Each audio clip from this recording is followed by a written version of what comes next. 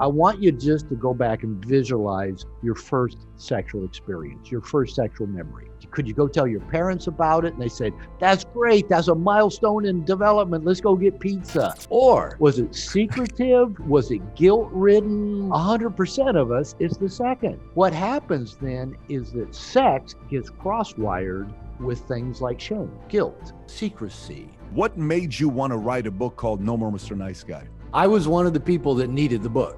I grew up really hiding everything about myself, and that's pretty typical of nice guys. What causes us to be the way we are, to be nice men, nice guys? Is it more mom-driven? Is it more dad-driven? You know, a lot of therapy kind of begins with mom and dad, but that's not the whole story. There's a multitude of things that can cause a guy to internalize this life paradigm that I've got to be good, hide my faults, to get liked and loved. How much does your first sexual experience have to do with how you look at sexual relationships later on in life? Everything. It has everything to do with So we're all screwed up. We're all screwed up. Let's dive into this. Find ways to teach that sex is a healthy gift. And what are the parameters in which we can use it in the most healthy way? How does a grown man who dealt with some of these scars as a boy deal with it now as an adult? I think that's what adulthood is learning to differentiate, to say, who am I, what do I want, what's important to me, and then live that. So a couple of weeks ago on the podcast, I was talking about a book, No More Mr. Nice Guy. And I said, listen, this book I've recommended to thousands of men. I think every man needs to read it. After I recommended, I got a lot of letters, tweets. People said, I can't believe you recommended this book. I disagree. I agree. I love it. It's awesome. This entire time while I was talking about how amazing of a book this is that everybody needs to read, my booker reached out to the author. And Dr. Robert Glover was nice enough of a guy to say yes. Don't say that. Yes, on Valuetainment. How you doing? I'm well this morning. It's good to see you. Yes, I know you're in Puerto Vallarta. I see the traffic behind you. The weather looks pretty good. Doesn't look like what's going on in the Northeast right now. It is not. There's a reason I live in Puerto Vallarta, and right now, just read the news, and it's not hard to understand why. No, you were telling me earlier, 75 degrees beats 37 in Dallas. So, you're double the fun that we're having here in Dallas. But look, let's get right into it. I mean, this book, I remember the first time I read it, and I left after I read the book to a dinner with two of my friends, and they're going to watch this, and they're going to know exactly who they are when they watch this. And we went to dinner, and one of my friends, he was talking about his wife, and you don't know what I'm going through, and it's this and it's that. And I said, you know what? I said, you got one challenge. He says, what? I said, you're a nice guy. And he says, what are you talking about? I said, there's a book you got to read. So I give him the book. I say, you got to read this book. This has got to be 6-7 years ago. And they leave. Well, a month later, I get a call from the other friend who's not necessarily a nice guy. He doesn't need to read the book. He definitely doesn't need to read the book. The other one did. He calls me and says, man, you don't even know what's been happening with him. Ever since he read the book, he's changed his lifestyle. His wife is upset. They're fighting. They're this. I don't know if you did the right thing. Recommend him the book, I just don't know if it was a safe thing. I said, they're going to be okay. So anyways, I've recommended your book to so many people and it's life-changing. But I guess the opening question, just to get some guys who maybe don't know the story behind your book, is what made you want to write a book called No More Mr. Nice Guy? All right. That's because I was a nice guy. I was one of the people that needed the book, like your friend. And, I thought that was a great thing. I thought I'm a nice guy. I'd tell people that 30 years ago, I would have bragged. I'm a nice guy. I'm different than other men. I'm not a jerk. I treat women well. I'm generous. I'm kind. I avoid conflict. And I thought that was all really good stuff until my second wife told me one day, I can't take you anymore. You've got to go get help. And I go, what do you mean? You're the one that's angry all the time and moody and upset. I do everything to try to make everything right. She says, I can't take your passive aggressiveness anymore. And I already had a PhD in marriage and family therapy, and I didn't even know what that meant, right? And Let me get this straight. So you have a PhD in marriage and therapy. Marriage and family therapy, correct. And she's telling you, I can't stand your passive aggressiveness. And I didn't know what she meant. And she said, Wow. everybody thinks you're such a nice guy, but you're not so nice to me. You hurt me. You do hurtful things. You embarrass me in public. You bring up things. You think you're teasing, but it hurts. And said, you need to go get help. And she said, I'm going to leave you if you don't. So, I mean, That's that was like tough. big stick upside the head. So Yeah. I went to go get help to find out why me being a nice guy didn't make her treat me better and didn't make her appreciate me and want to have sex more. Luckily, I landed in some good spots. I landed in a 12-step group and then with a therapist, and then I joined a men's group and realized that me being, quote, a nice guy was it was a put on. I was trying to win people's love and approval and trying to avoid any kind of disapproval. So I was really uh, unauthentic and wasn't particularly very honest and was a difficult person to be around. Now, how tough is it for you to have a PhD in, you know, marriage and, you know, for you to go to therapy to say, listen, I need help with my marriage. How tough was that for you to do at that time? Well, it was challenging because, yeah, I grew up in a real fundamental Christian church. My father was critical. I kind of grew up during the feminism that all men are bad and all this. So I grew up really hiding everything about myself. And that's pretty typical of nice guys. We keep a lot of things in, we hide a lot of things. We only show people enough of what we think will make them approve of us or not disapprove. So it was challenging, but I tell you what, I loved it actually. That group I mentioned I went to was a 12-step group for sex addicts because my wife kept saying, you're a sex addict. So I went to a 12-step group for sex addicts and quickly found out I was not a sex addict. I wasn't having enough sex to be a sex addict. But these guys that were there, man, their lives were really messed up. And I just went, as this group met like at 6 a.m. Once a week. I got excited about going to this group at 6 a.m. because for the first time in my life, I got to just open up. I got to just talk about me and reveal me and let out what I've come to know is toxic shame, this belief that I'm not good enough, I'm not lovable. And that was so just liberating to go and just say, hey, I thought about this, or I have this dark, part of me, or I did this thing in the past, or I want to go do this thing. And the guys just go, thanks for sharing, Robert. And I'm going, wow, that wasn't bad at all. And I got in with a good therapist, and I later got into a good men's group. And I mean, it takes work. If you're used to hiding parts of yourself, it is a challenge. But so that's the one thing I say, I repeat to everybody, and it's there in the book. Go find safe people to do this work with. Go find somebody you can start revealing yourself to, Yep. talking to, getting more accurate feedback of who you are and who you're not. Robert, let me ask you, when your wife said you need to go see somebody because I think you're a sex addict, was she saying that, was she saying that because you constantly wanted to have sex with her, or was she saying that because you were promiscuous?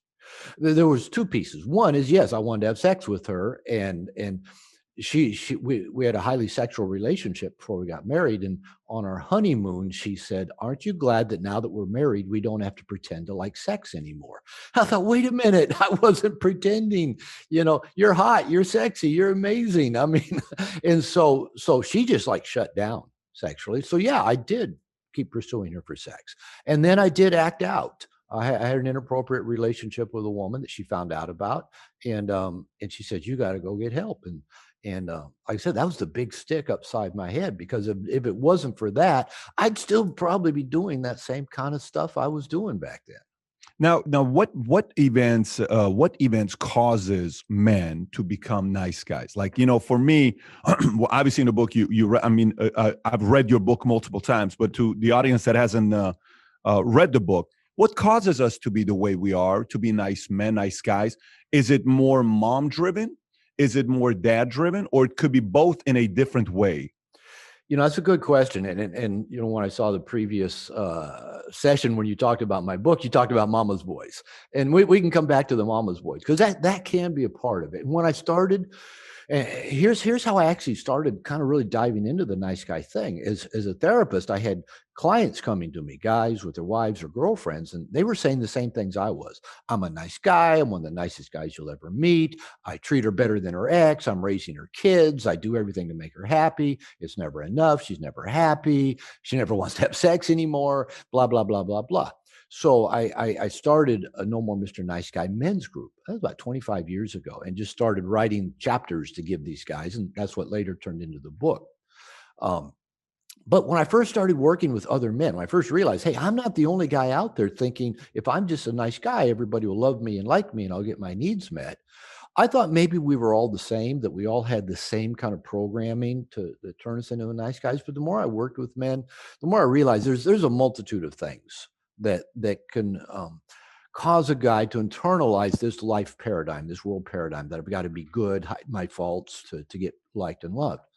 Um, I think a lot of nice guys are just naturally easygoing guys. I mean, probably as little boys, we were just probably a lot of us were easygoing. My mother tells every woman I've ever been involved with at some point, she says, Bobby never did like conflict. Which I'm thinking, who does? I mean, of course I didn't like conflict, but that's just me. That's my temperament. Some people love to fight. My present wife loves to fight. You know, she'll pick a fight just for fun, and so I tend to attract those people. So what I found is it a lot of guys, a lot of the men I work with tended to have a combination of either they were over involved with their mothers as little boys and their fathers were absent or unavailable or bad in some way, alcoholic, philandering, treated their moms bad. Now, that's not always the case. A lot of guys I work with nowadays grew up with nice guy fathers and maybe angry or controlling or dominant mothers, that their fathers would just say, don't upset your mother, because that was dad's strategy for dealing with his wife. Just don't upset her, don't rock the boat. So I think a lot of things can contribute to it. And nowadays you see most young men growing up, a lot grow up in single parent families, so dads aren't around. Almost all boys worldwide grow up in school systems, educational systems that are dominated by women. And the educational system nowadays is geared towards educating girls. It really does not suit young Tell me boys what you well. mean by that. Can you unpack that? Yeah. I've got a 35-year-old son and stepson, and now in my third marriage, I've got a 15-year-old son down here in Mexico, stepson. And the educational system that expects boys to sit in a chair that doesn't fit them. My son and stepson from my second marriage, my first son from my first marriage, were both like 6 foot tall at 12 years old. So here they're going to these, these little chairs with desks built into the front of them. They couldn't even get their bodies into them. And we'd go to the school and complain, you got to give them bigger desks. They can't sit. Oh, well, they aren't available. And to expect adolescent boys, especially, to just sit still, listen to a teacher lecture, memorize that shit, regurgitate it on a test, and then that's how you get through school. And even younger, I often say that for a third grade boy, graduating from third to fourth grade not only involves learning your reading, writing, and arithmetic, but how to please a woman, but probably because he had a female teacher.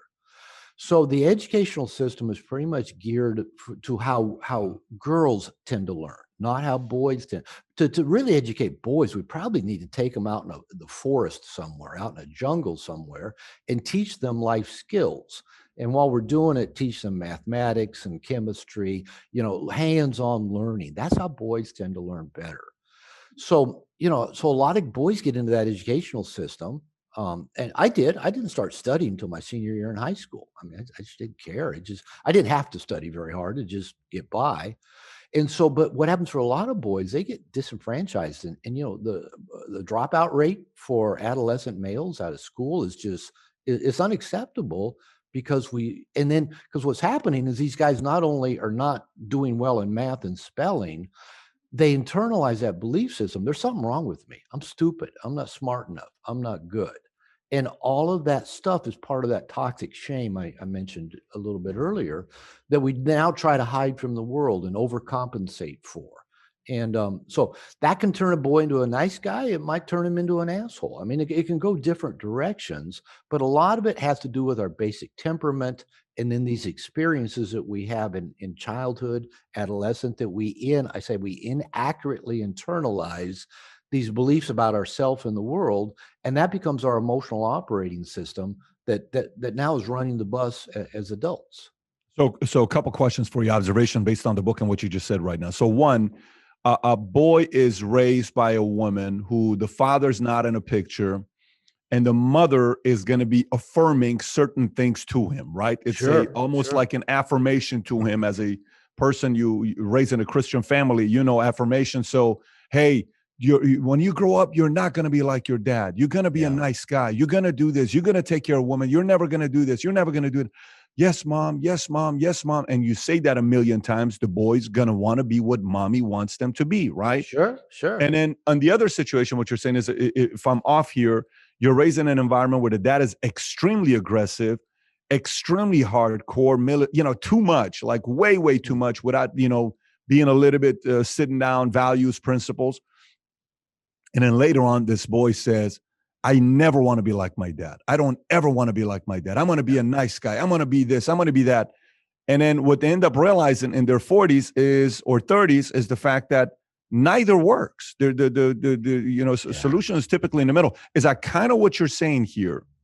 Well, you've described just one possible scenario of what a child might grow up with. And yeah, my mother told me as a child, she was raising me and my brother to be different from my father. And she later apologized for that, bless her heart. She said that was not a healthy thing to do, Wow. to you as a boy and to alienate you from your father.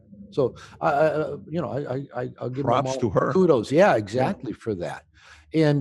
And I did have a good relationship with my father, but he was moody and critical, so really unpredictable. But he came to every ball practice I had, took me to the ball, took me to the school and would pitch to me, hit flies, took us camping, fishing. So there were good qualities there as well. But yes, I, like a lot of nice guys, did make the decision.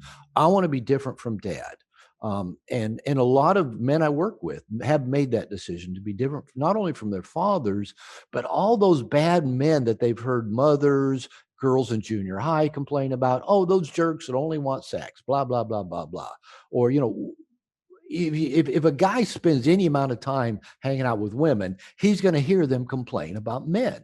And then those guys say, well, I don't want to be that guy. If I'm not that guy, Yeah. then the women will like me and want to be with me, which that's a whole nother story because that doesn't work at all either. That's another one we can Yeah. dive into. So there's any number of things that can contribute to that dynamic of a guy, of a young man, a boy deciding it's not okay to just be me. It's not okay to just be who. If I'm a little bit like dad, oh no, that's a bad thing. And what a lot of guys tell me, a lot of nice guys that I work with, once they kind of hit that age, whether it's in their 20s or 30s or 40s, when they start asking, well, who am I really? All they realize is all they've ever heard growing up is don't be this, don't be this, don't be this, don't be that. No real support of be yourself, pursue your passions, do what you love, be true, be honest, be authentic. And so all we've heard is don't be, and we have no clue what to be Mm. because of that. That's interesting when you're saying that. So on this topic with fathers and mothers that we're talking about, affirming. Imagine I'm watching this right now, and I am a 45-year-old parent, and I'm sitting here saying, "Shoot, man, I've been making all these mistakes. I'm a mother or I'm a father. I'm like, I tell my son this, and I tell my son that, and I'm, too much of this." What is the right approach with raising, in this specific topic, men? What is the right approach to raising boys into men so they themselves are one, they're going to be confident, grown adults that are going to go out there and pursue their passion and make an impact, and at the same time, not feel like they have to conform to every situation? That's a good question. And as I said, my background's in marriage and family therapy. So about 25 years out of practice working with couples and with families. And there's no one right. Here's how you raise kids. I mean, yeah, good luck. Raising kids, a lot of it is just get through it and don't do too much damage. But one thing I told every family that came in, I told every parent, you're gonna mess your kids up. Every parent does. We're imperfect. We're flawed. We don't inherently know how to parent, and we're gonna mess our kids up. And what I tell parents that the real issue is not how you mess them up, but how you recover from it. So, like for example, my mother coming to me when I'm an adult Yeah. saying, "Hey, I made a mistake. That wasn't a good thing to say. I'm going to raise you to be different from your father." That was recovery from the mistake. So in terms of dads and our kids Great and feedback. dads and our sons, um, one of the things a term I use with dads is learn to speak your child's language. You know, a lot of times we dads, you know, if our kid likes the things we like, you know, if we're into sports or if we're into cars or if we're, and, you know, if our kid likes it, we can bond with them. Yeah, But oftentimes our kids are into stuff that we're not into. it's You know, true. my kids grew up playing video games. You know, they didn't exist when I was young, so I wasn't into video games. But I still tried to learn what they liked about them and what was important to them about them, and I would encourage them to do it, but then also set some limits around it because they didn't need to play video games 24/7. So the word that is used in the technical word for teaching children to be themselves is called differentiation, where you actually teach a child to value who they are. So that, you know, if they're attracted to music, you encourage them to get into music. If they're attracted to sports, you encourage that. If they're drawn to mathematics, you encourage them to be themselves.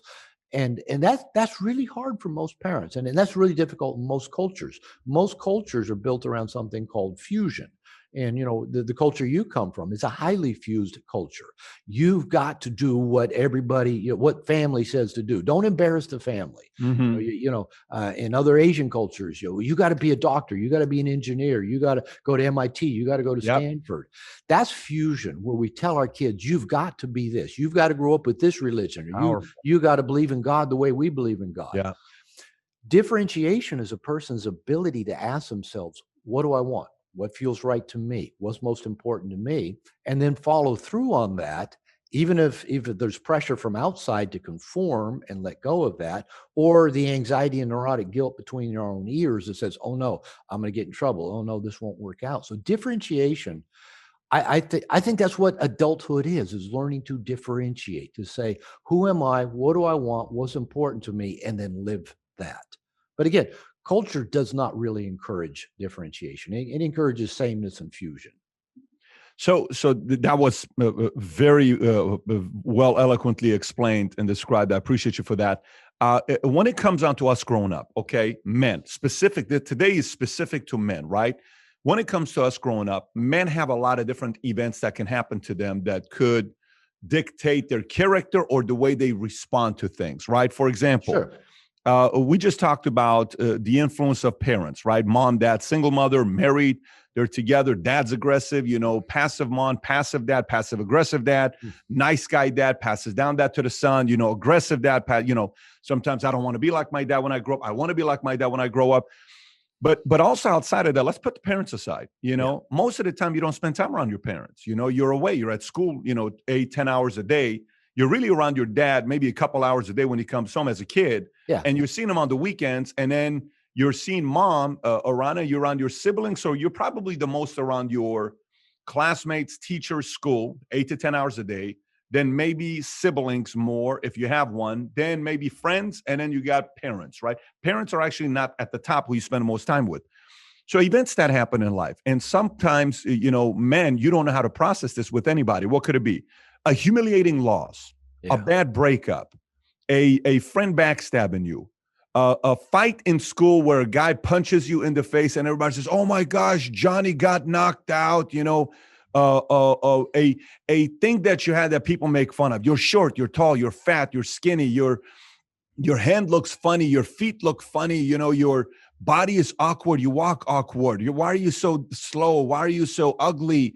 So these things stay, right? And it's Yeah. not like a 13-year-old boy is going to go talk to somebody about it. Typically, you internalize it because we're so embarrassed to talk about this, right?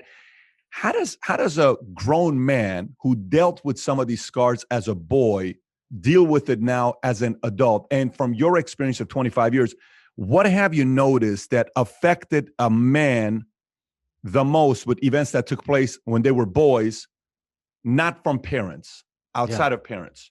Oh, that's a good question. And those are all good examples because, yeah, we're not who we are just because of what mom and dad did. You know, a lot of therapy kind of begins with mom and dad, but that's not the whole story. And that period of eight you're talking about, typically between about 15 and 21, is a developmental stage in the human personality where we're not so dependent anymore on mom and dad, say around 14, 15 years old. We start wanting to connect more with peers and have approval of our peers. We start noticing the opposite sex and they start looking interesting to us, and we want that in our life as well.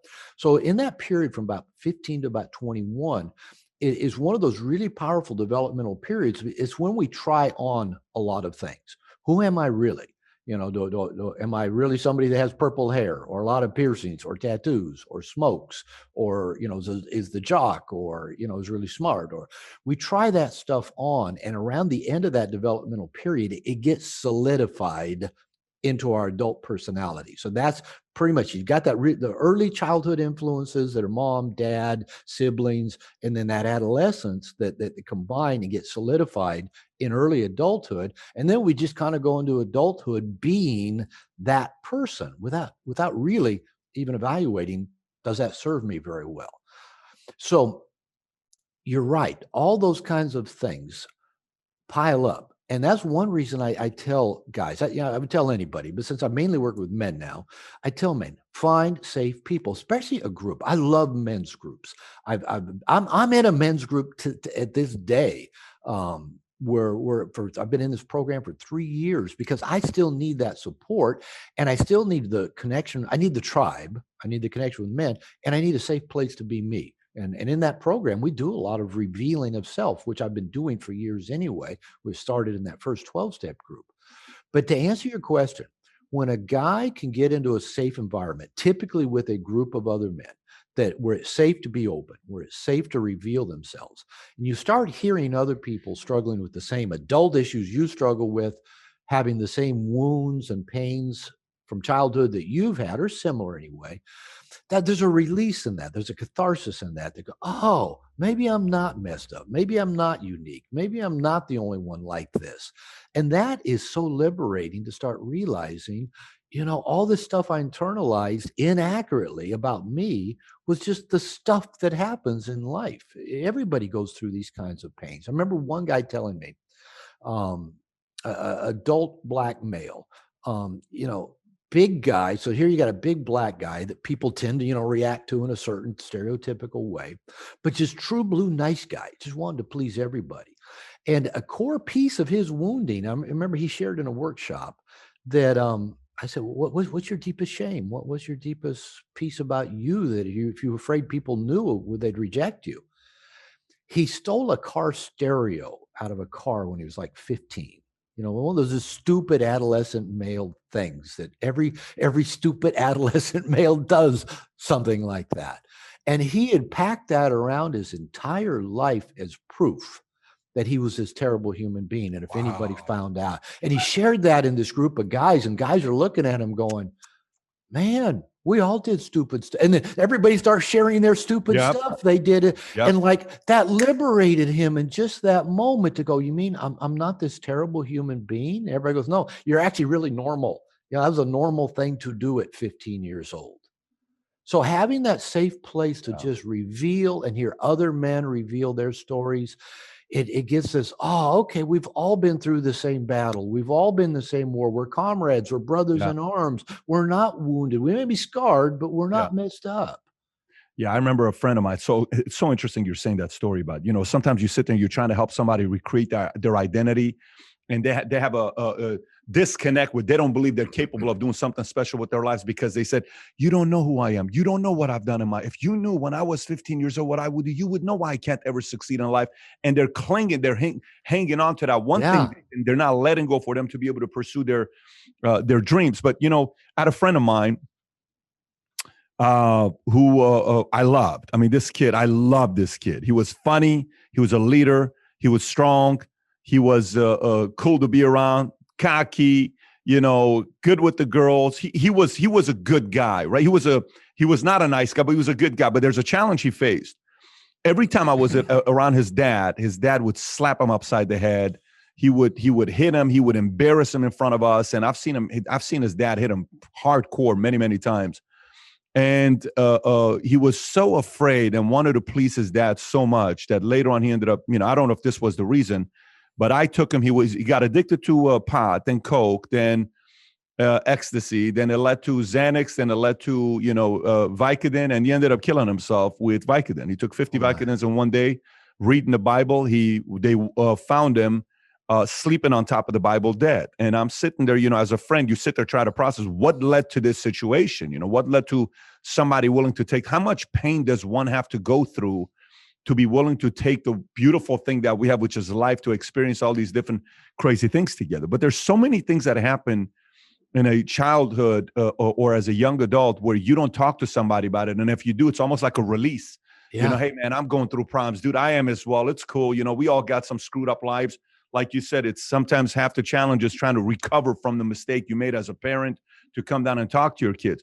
But now that we talked about that, let's go a different direction. The direction I want to go with right now is the effects of our first sexual partner has in how we are as men later on and how we first start experiencing sex. So if you talk to 50 different guys, you're going to hear 50 different stories of their first sexual experience, but some of them will be the same. So what is it? One is you're working at a place, you have a coworker, and you have a part-time job. You get off at 10 o'clock at Jack in the Box, and you go in the car, you experience, and next thing you know, boom, you're having sex. Oh, you had sex. Then it's another girlfriend you had, steady girlfriend. You're with her 6-12 months, and then you both agree that why don't we try having sex because you've already tried everything else. Then you try sex, and you're like, okay, it was cool, but it wasn't as crazy as I thought it was going to be. And then, or you first learn how to masturbate and you realize, my gosh, this is the greatest invention ever. Why was God so nice to me? And you're like, this is phenomenal, what this feels like. And, the first time around, no one knows how to do you right, maybe as good as you know how to do yourself right. Or you just go with somebody and you're maybe a bigger guy. And so older women kind of see as an older guy, you find an experienced woman who's a little bit more nurturing, teaching. She teaches you and, hey, here's how you do this. Is this your first time? She kind of knows how to nurture you. How much does your first sexual experience have to do with how you look at sexual relationships later on in life? Everything. It has everything to do with So it. we're all screwed up. We're all screwed up. Let's dive into this because here's a question I ask. By the way, I didn't give you the other 46 ways people have sex the first time, and I don't want to get into it. I'm just giving you 4 of them. Exactly. So a thing I often do in my workshops with men is that I will ask them the question, really, that you just brought up. I'll say, I want you just to go back and visualize your first sexual experience, your first sexual memory. And for most of us, it's earlier than adolescence. It's, the first time you realize it does feel good to touch your penis. The first time you see a woman naked, maybe when you're 7 and you're with the neighbor girl and she shows you hers and you show her yours. Maybe it's your first kiss. Maybe it's your first wet dream. Maybe it's your first, masturbation or maybe first sex. Doesn't matter. I just got whatever it is, whatever comes to mind. I want you to picture it for a minute. And I'll say, now let me ask you, did this situation occur in the open where it could be seen and known and celebrated? Could you go tell your parents about it? And they said, that's great. That's a milestone in development. Let's go get pizza. Or was it hidden? Was it secretive? Was it guilt-ridden? Was it, shrouded in secrecy? And 100% of us, it's the second. It was hidden, clumsy, guilt-ridden, sin-filled, kind of like I grew up in that church that said, sin is sinful, dirty, and evil, so save it for the one you love. With our first sexual experiences were like that, which it is probably for 99.9% of the people on the planet. It's hidden, secretive, guilt-ridden, toxic, shame-filled. What happens then is that sex, which is just the most amazing gift to the human race, sex gets cross-wired with things like shame, guilt, hidden secrecy, clumsiness, stress, anxiety, fear, right? Those get cross-wired together. And those other things I just mentioned aren't as powerful as sex, but they're all equally powerful stuff. Guilt, shame, fear, anxiety are equally powerful. Now we combine them with sex and they get cross-wired, and basically sex then gets on steroids, but it gets cross-wired to those things to where sex only feels normal if it's hidden, if it's secretive, if it's guilt-ridden, if it's shame-filled. And that's how most of us grow into adulthood and then think we're going to have normal, satisfying, you know, sex with another human being that always works out well, and that the kids can know that we're upstairs doing it because there's no shame. Or, none of that happens. So that is why, for example, I think probably 80% of men have issues with porn. Either looking at it occasionally but feeling guilty about it, or compulsively can't stop looking at it. And a lot of married men, it's easier to go jack off to porn than try to make your wife happy. So let's just go get that done. So what happens is that feels normal to us. And that's another piece that I found. If you get men into a group and start talking about these issues, we can start uncoupling sex from the shame, the darkness, the hidden, the secrecy, the guilt. And we start uncoupling them. And then sex can really become this really interesting adult, authentic, honest, transparent adventure that we can share with ourselves and with another person. But that does take some work, because most of us grow up in that kind of that dark shame container around sex. So here's what I took away from what you just said. So I think what you're saying is the next time your son comes up to you and he tells you had sex for the first time, high five the kid, say, I'm so proud of you, buddy. Great job. Go get him. Do it again. Is that Well, what you're saying? let me put it in context, because, like I said, I've got my son and my stepson from my second marriage are both in their mid 30s now, so they're adult males, both fathers, and before they hit adolescence, that, I mean, this is the juggling act of being a parent. We wanted them to feel comfortable with their sexuality, but also wanted to have enough boundaries and parameters that, we didn't give them enough rope to hang themselves, right? So that's the challenge of being a Yeah. parent. So we tried to, we let them see us be affectionate and loving. Well, we didn't have sex in front of the kids, but we didn't hide the fact that we did. They knew You we said had you sex. do have sex in front of No, kids? no, we did not. But I don't recommend that. No, we did Okay. not. But we didn't hide the fact that we did have sex, right? Got it. That the kids could know that. They knew that mom and dad were upstairs humping, as they would put it. So, but we would try to have parameters. Like, for example, when my boys were like 15, that's when like broadband internet, really came around. Mhm. We couldn't wait to get broadband internet. When we did, the kids were online all the time, stealing music on Napster and looking at porn. So we tried everything, because we didn't think that was healthy, right? We wanted them to have healthy sexuality. For example, we'd go to Costco and buy condoms by the gross and put them in a big bowl in the living room, and told the kids, pass these out to your friends. We told the kids, when you are at the point where you are ready to have sex, come home, have it in your own bedroom. Don't go do it in a car somewhere. Don't go sneak around doing it. Do it in your own bedroom. Now, that actually let us be more informed it was what's going on in their life than if they're sneaking around doing it. And because we did not push it into those dark places. Now, we did still try to keep boundaries on it. Like, I remember telling my stepson, when he discovered porn, and his mom would find videos and stuff in his drawer, and then she'd freak out about it. And I said, all right, let me handle it. And I'd tell him, listen, keep all your porn in the drawer. I'm not going to let your mom go through it. I've already told her, off limits. Your room is off limits. I said, but I will occasionally look and see. And if there's stuff in there that I think you don't need, your is way of, I said, I will take it out.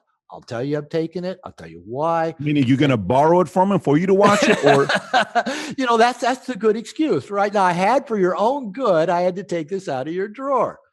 So, son, this is a little too good for you. Let me yeah. Where did you one find quick. this? This is amazing. So we would try to have boundaries, right? But also let them have the freedom to develop a sexuality that was not repressed. Because if you think about it, our ancestors, you go back a couple 100,000 years, our ancestors started having sex at puberty. That was just what's wired into us. Now we tell kids, yeah, you're hot wired to have sex at 14, but we're going to make you wait till 18 or 21, and it's a sin if you do it before then. Or that just messes them up. And I'm not saying don't encourage your kids to have sex, but find ways. Again, this is the balancing act of parents.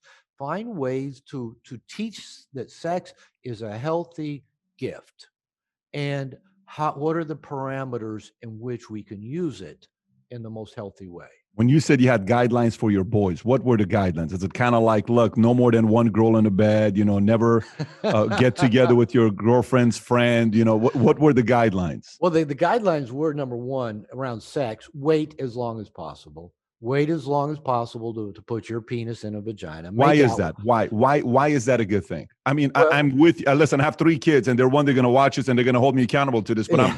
I'm saying, why wait? What is the benefit of waiting? Research has just shown, from an emotional point of view, the longer you wait to have your first, what most people call sex, penis in a vagina, the longer you wait, the more mature you seem to be, and the better experience tends to be with it, and how you adapt to it.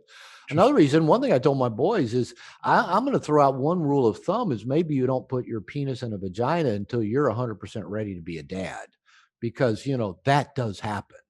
And so that was one guideline. You That can could scare the hell out of a boy. well, that's I mean, maybe he it's may a wait good till thing. 40 and be like the 40-year-old virgin type of That's situation. okay. You can do a lot of other things that don't turn you into a dad that are still fun. And that's the thing. We say have fun, but have respect for the person you're with. Well, the kids had it drummed into them, like say with the bowl of condoms.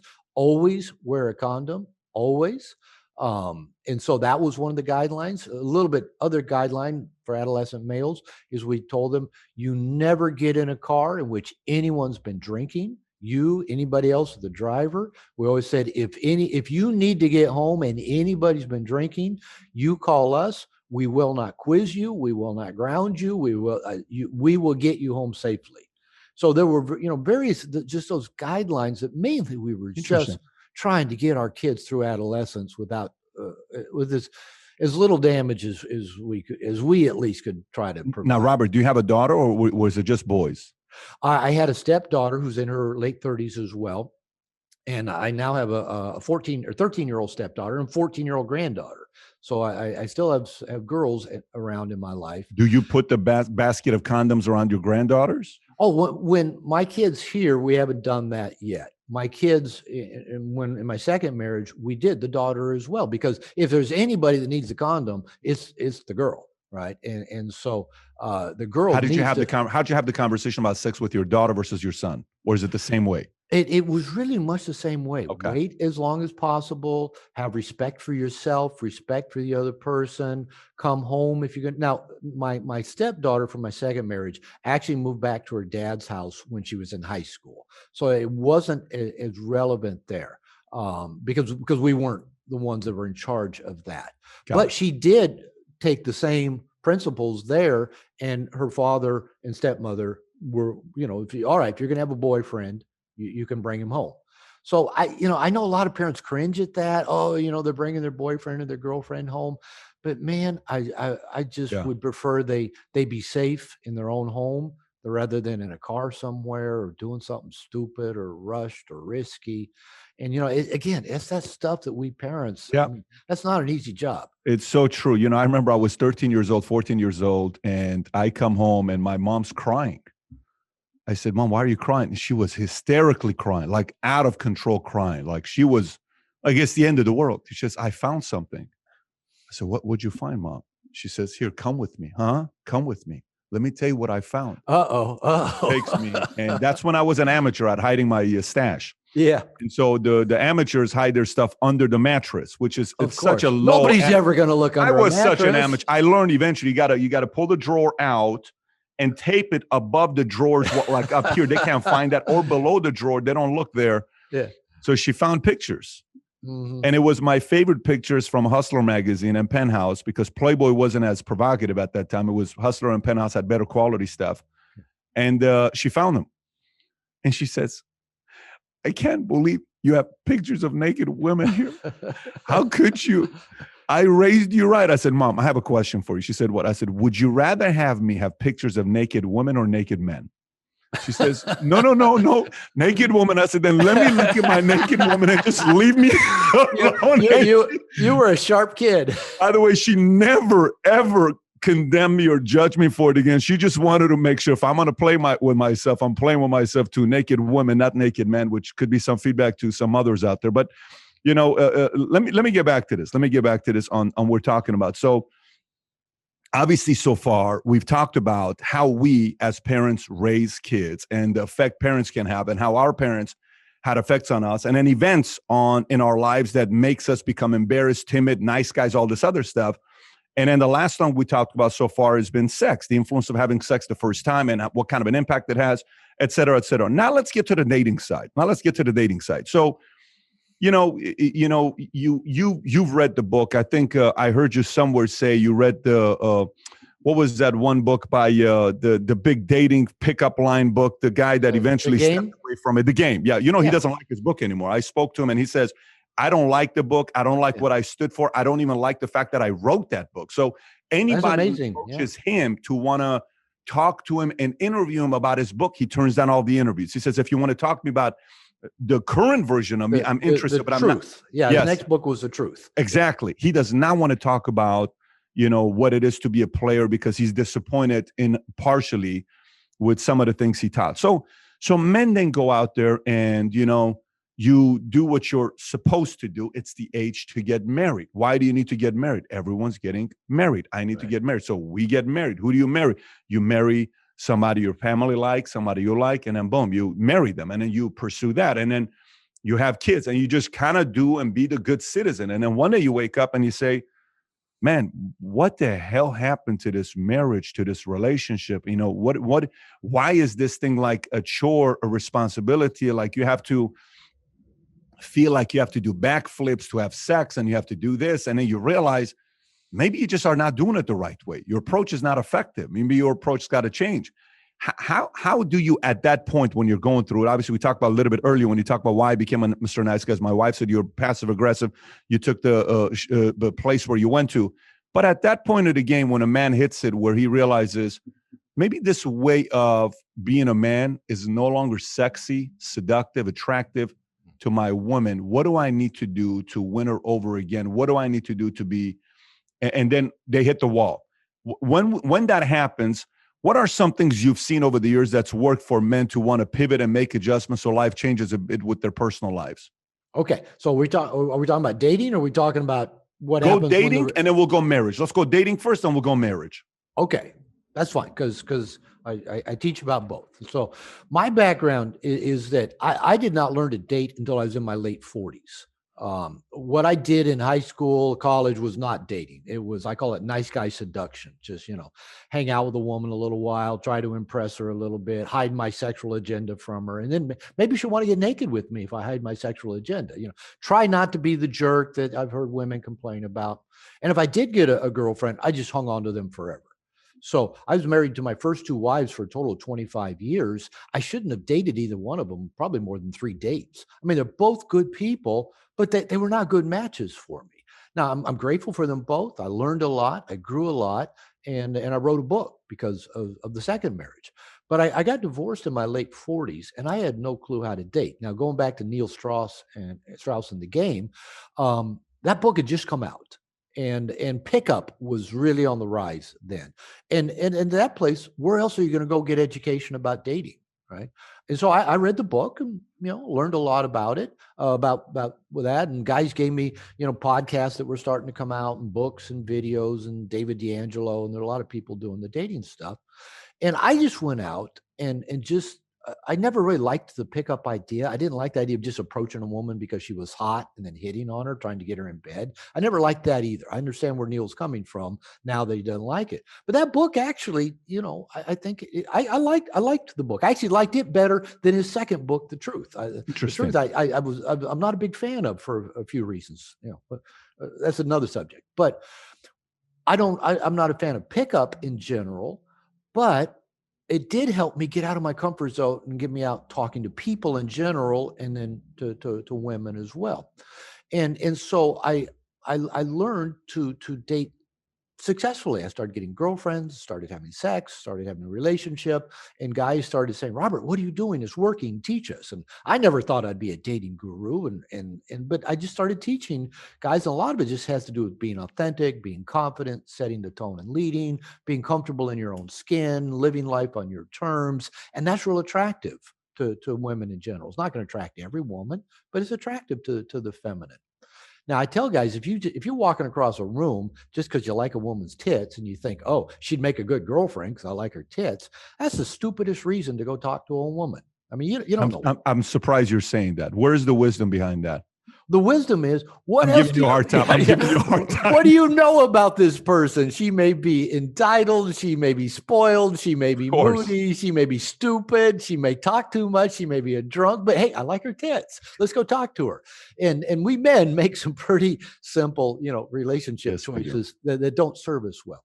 So I learned to talk to everybody. I just became more of a social animal, and so that's really what I teach men is really just how to be more social, how to expand their social and emotional intelligence. But the thing is, the stuff that I learned dating also really does help my relationship. I've been married 4 years now to my wife Lupita, a Mexican woman. I met her down here in Puerto Vallarta, and in the skill sets that made me a competent dater keep her turned on to me 4 years into our marriage, right? And she loves me to death. She thinks I'm amazing. She wants our biggest conflict in our marriage is she wants more sex than I do. So most guys go, hey, I want to sign up for that one. And she says, would you rather have it be the other way? And I said, nope, this works just fine. So going back to what I was talking about a little bit earlier of that differentiated self, that means you're living life on your terms. You're comfortable in your own skin. You like you. You like you, how you get up and live your life every day. And my experience when a man is doing that, living this differentiated, living life on his own terms, living with his purpose and his passion, that makes him amazingly attractive to the feminine, whether it's the woman he's been married to for 20 years or just women in the street. My wife is the typical jealous Latina. And I tell you what, she points out whenever women are checking me out, walking in front of me too much, jutting a hip out, giving me a little cleavage, bend over the waitress, when the waitress is standing a little too close to me. She points all that out. And I just turned 65 a week or so ago, and this still happens all the time. And typically when I'm with her, and typically with much younger women. And it's not because I'm flirting with them. It's not because, I'm so amazingly handsome or I'm so amazingly rich.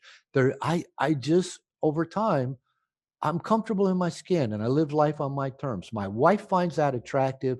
So do other women. And paradoxically, the fact that other women find me attractive makes my wife jealous, but it makes me more attractive to her as well. She even tells me that. She says, I get jealous when I see other women, trying to get your attention. She goes, but it turns me on.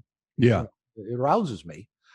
So whether you're a single guy in a relationship, there's just something about living life on your terms that just makes it. And what really makes a big difference is you quit really caring so much. Is this person attracted to me? It doesn't matter.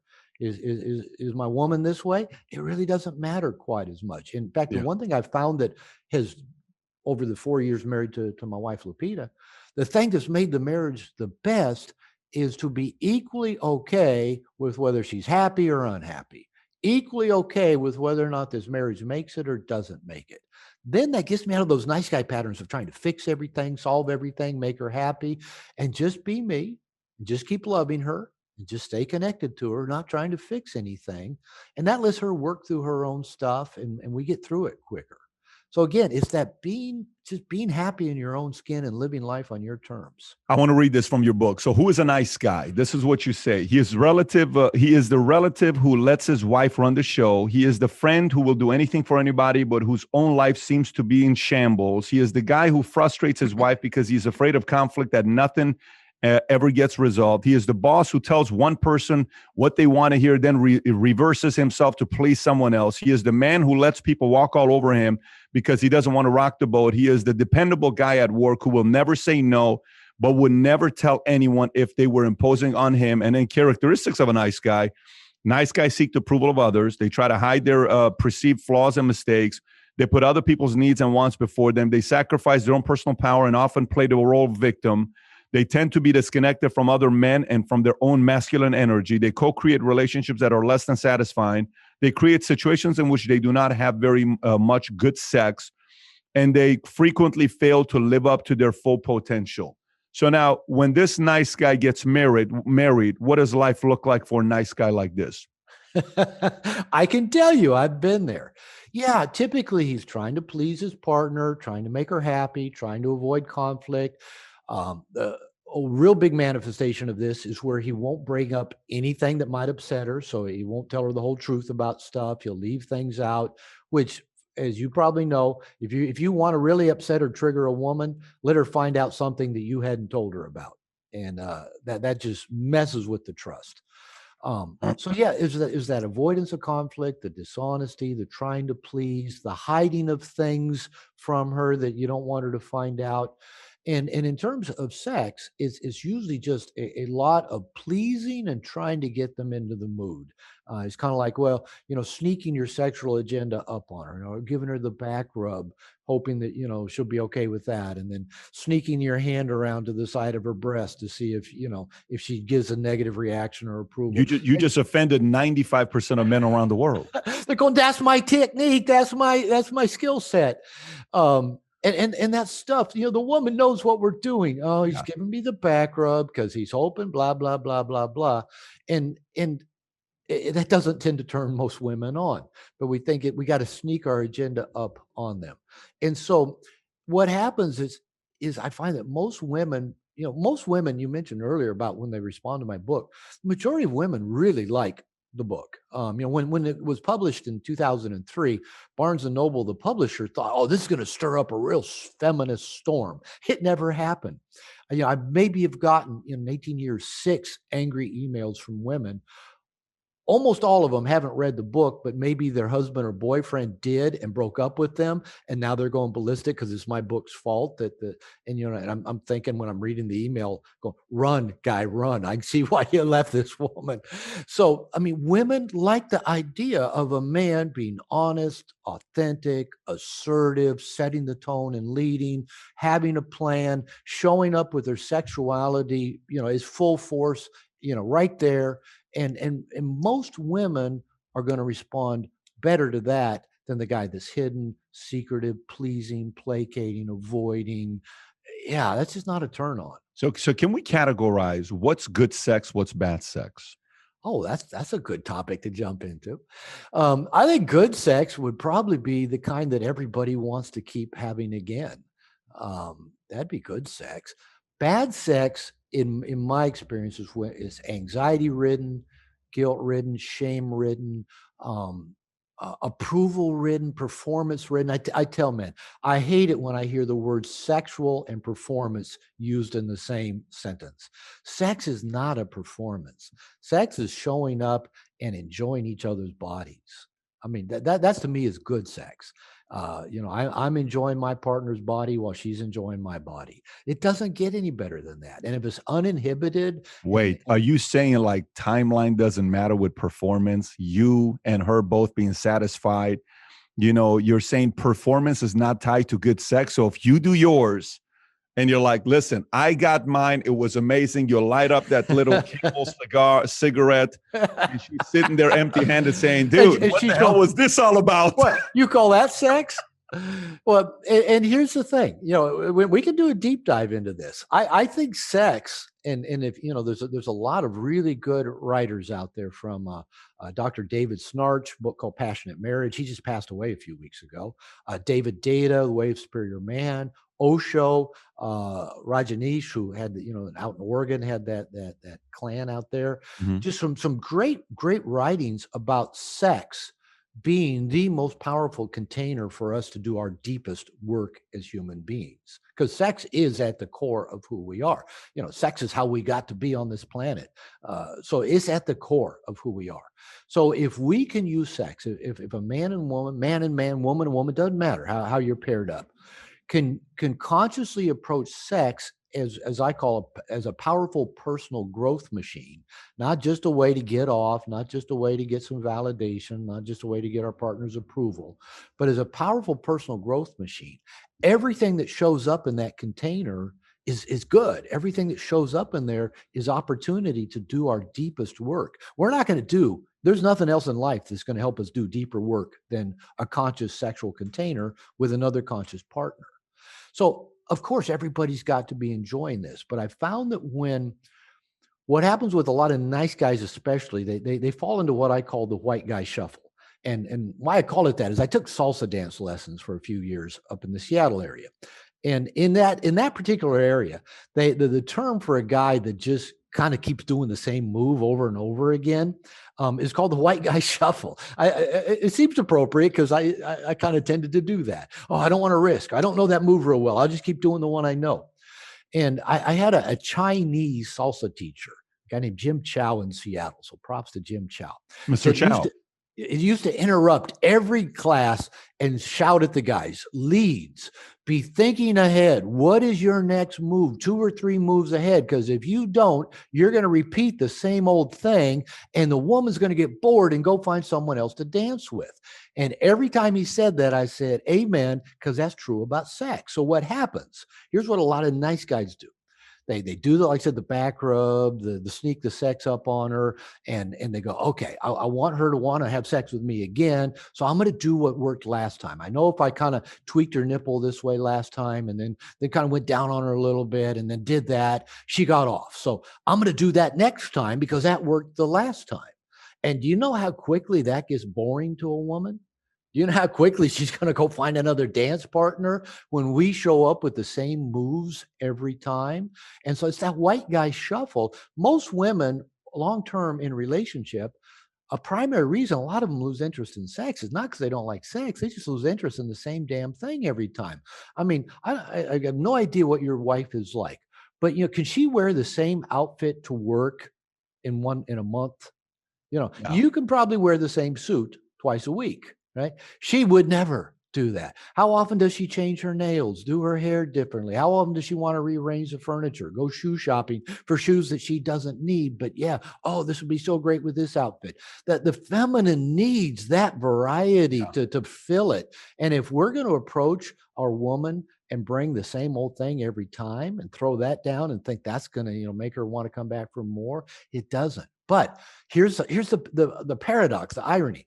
If 2 people don't have agendas and are not trying to perform, and each time they get together is just an exploration of what feels good, what's cool about this person's body with my body. Oh, that seems to be getting us off, or what stories can I tell this person to get them aroused, or what and as play and as we learn to be in our bodies and pay attention and move the sexual energy around and play with it with each other. I mean, that's good sex. That's fun. Very cool. So I think everybody probably ordered those 4 books you recommended with the authors of How to Get Better at Sex, as well as yours. People are probably rewinding right now, writing the titles of those books. If anybody's kind of trying to see what those books are, we're going to put the links below as well. But let me continue here in a couple other items before we wrap up. Here's a couple items. So women will say many times they're attracted to bad boys, right? Yeah. And so they're dating a bad boy, and it's like, man, I freaking love this guy. But if I can only get him to only just want to be with me, why does he want to be with half the girls in the club? I'm good enough. Why can't you just be with me? And after one guy, after one girl she catches, second girl she catches, text, Instagram, Twitch, like, you know what? I'm done. Then they go try to fight a very strong, devout Christian boy who's never been with a girl before. Maybe he's had one girlfriend, and I'm going to play it safe. And then they go and play it safe. And then they're also disappointed. And that's so boring. They miss the bad boy. Then they go back to the bad boy. Then they miss the safe boy. And they're going back and forth. So now on the other side, if you're the bad boy and you've gone through 7 relationships and they've all said, dude, you have a problem with relationship. You have a problem with commitment. And you're hearing this. You have a commitment issue. You have a commitment issue. And so this C word scares the hell out of the bad boy. Commitment issue, commitment issue, commitment issue. And eventually maybe his testosterone level goes from 1,200 to 600 to 400, or maybe he doesn't need to have 7 girlfriends anymore like he did before. And he says, you know what, I'm cool with just one right now. And he decides to become the good boy, right? And he also ends up miserably failing. Where is the happy medium here? Well, I'm not a big fan of happy mediums. Okay. I often say I don't know where the tipping point is between 2 toxic extremes. So most of us, I don't think the good life comes from happy mediums. Typically, most people that have a big life are living at the extreme somewhere. And I don't you've been disagree. successful in your life, and by being successful, you didn't become successful by finding happy mediums in places. Now we do need to decide what's not serving us, and remove that stuff from our life. So the question you ask is actually the book I'm writing right now that I've been working on, and hopefully to have done later next year, around a topic that I call positive emotional tension. And the basic premise, and I had this kind of aha revelation 15 years ago, running on a beach here in Vallarta. And I don't know where it came from, but I finished my run, and all of a sudden this voice in my head said, women have to have emotional tension. And I just kind of pondered that for a minute, and thought, and then it kind of got clear that women have to have emotional tension to feel Tension, tension. Tension, tension. Tension, exactly. Wow. Women have to have emotional tension to Interesting. feel attraction towards a man and sexual arousal towards a man. And it's like all of a sudden my brain caught on fire. And I ran back to the hotel I stayed at, got a legal pad, wrote about a dozen pages of what that meant. And it explained everything to me. Because I said, I've been a marriage therapist. I've been married at that time, married twice. I was single at that time.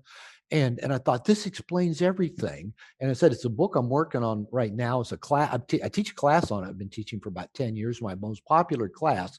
But here's the premise, that women have to experience emotional tension to have attraction, arousal towards a man, and stay attached to him over time.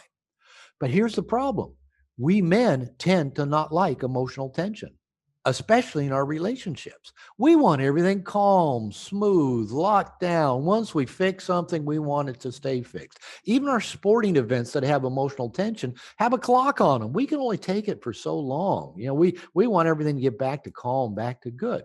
So as women need this emotional tension to feel attracted and aroused with a man, and we men, especially nice guys, are either doing nothing to create it, trying to please a woman, listen to her talk about her problems, paying her car payment, helping her sister move. That creates no tension for a woman. They just will take advantage of that. But that guy that's not particularly available to them, that's always checking out the other women, that's sometimes there, sometimes not dependable, that's all emotional tension. Now, it's what I call negative emotional tension because it doesn't particularly feel good, but it's still emotional tension, right? And what I say, guys, in the book I'm working on in my class is that for most women, they don't intellectually care if it's positive emotional tension or negative emotional tension. They need the tension to feel connected. So, for example, you and I as married men, when we're not creating enough emotional tension for our partner, she will create emotional tension to get our attention, to get us to get a bond. Whatever they learn really early what gets us wound up, whether it's the silent treatment, whether it's nagging or complaining, throwing some dishes in the sink, flirting with our best friend. They find out early what winds us up. When they're not feeling enough emotional tension, they'll create that negative emotional tension that gets us wound up. Now, for us, we're going, I don't like this, but it worked. We're wound up. There's connection there now, right? Like my wife says, I don't like it when other women flirt with you. It makes me jealous, but it creates emotional tension. That's not her words, it's mine. It turns me on, right? Now, all of a sudden, she's aroused and more attracted to me because other women want me. Now, the book in the class tells men how to be conscious of creating a positive emotional tension that turns a woman on, or just will turn women on in general, but in marriage, their partner on, in ways that are not manipulative, that are not playing games, that are just more conscious. And when I was talking earlier about living life on your terms, being comfortable in your own skin, showing up and setting the tone, taking the lead, being assertive, those are all things that create positive emotional tension for women. Now, I don't teach this like a pickup technique. Well, this will turn on every woman. It doesn't, but it does make you more attractive, and it is arousing to a woman who's already got high interest in wanting to be close to you.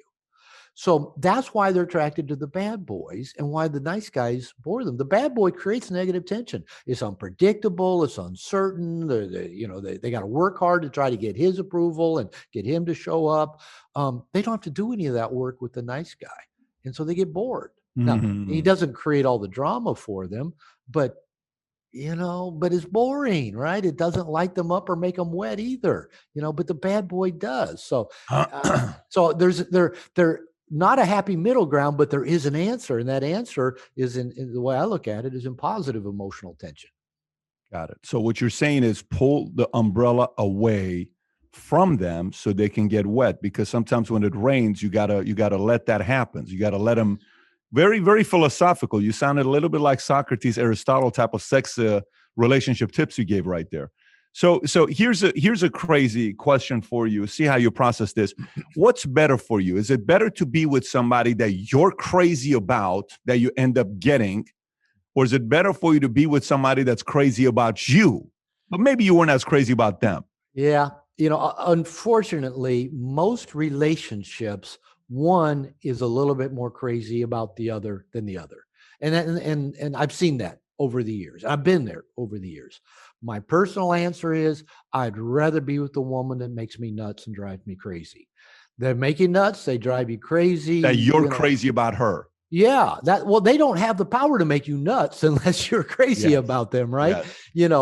If you're not crazy about them, they won't make you nuts. So to answer your question, yeah, I'd much rather be with someone that makes me crazy. So then before we wrap up, you said this is your third marriage, 4 years? We just celebrated 4th anniversary a month ago. Lupita, right? Congratulations for that. Thank you. Do you think this is the one? I don't think in terms of that. Do you a whole other 90-minute interview is that long-term pair bonded monogamous relationships are not natural for humans, but are they powerful personal growth machines if we do them consciously? Yes. Do I love waking up every morning next to this woman, and do I want to spend the rest of my life waking up to her? That's my prayer. Yeah. So I think what you're saying is you prefer term limits in marriage. Is that a 4, 8 years, 12 years, and you campaign every 4 years to keep it going? Yeah, maybe that's better than the Supreme Court make them, for life. No, what I like best is as long as both of you enjoy each other and like being together, let's show up and keep working on this thing. Let's make it the best we can. And my wife and I will joke about having a competition to see who can outlove each other, who can outgift each other. And it's a way we play with each other, but it sure is good for the marriage. Why is it that some of the best books written on relationship and marriage are written by people that have had divorces? Why do you think that is? How else are you going to learn, man? I tell people I bumbled my way through every relationship I've had. I'm still bumbling my way. Going back to everything we've talked about, every wounding we've had in life, everything that's happened to us affects our ability to get close to people. And that includes the people we're trying to get close to. They have their issues to get close to us. This is challenging. This is work. It doesn't come easy. It doesn't come naturally, but I'll say it again. It's a powerful personal growth machine if we show up with love and consciousness. Well, first of all, I've really enjoyed the time here with you. I'm glad I spoke about you. I'm glad my booker is good enough to have contacted you. And I'm glad you said yes, because I think a lot of people probably took a lot of different things away here from our conversation here. Do you have any final thoughts you want to say to the men and women who were with us the last 90 minutes? How about this? If you want an exciting life, live an honest life. Be open, be transparent, be what you see is what you get. Life stays interesting that way. Having said that, thank you for your 90 minutes. Wish you nothing but the very best. And we're looking forward to your next book coming out, hopefully next year. Thank you, Patrick. Take care. A topic you rarely hear people talk about. I mean, obviously a lot of people talk about it. It's a topic as adults. You enjoy talking about sex, all this stuff, but not often from the effects of what happened when we were this age and how it led to us being a different kind of an adult as a man, and why this worked out and that didn't work out, and sex and marriage and parents and humiliation and all this other stuff. And obviously I had a great time with him. I really enjoyed the sit down. I'm curious to know what you took away from him. So if you want to comment below, as well as if you enjoyed this interview, I did another interview similar to this. We didn't go that much deep into sex as we did with this one, but it's a similar style interview. If you've never seen my interview with Professor Daniel Lieberman, click over here to watch it. And if you've not subscribed to the channel, please do so. Thanks for watching, everybody. Take care. Bye-bye.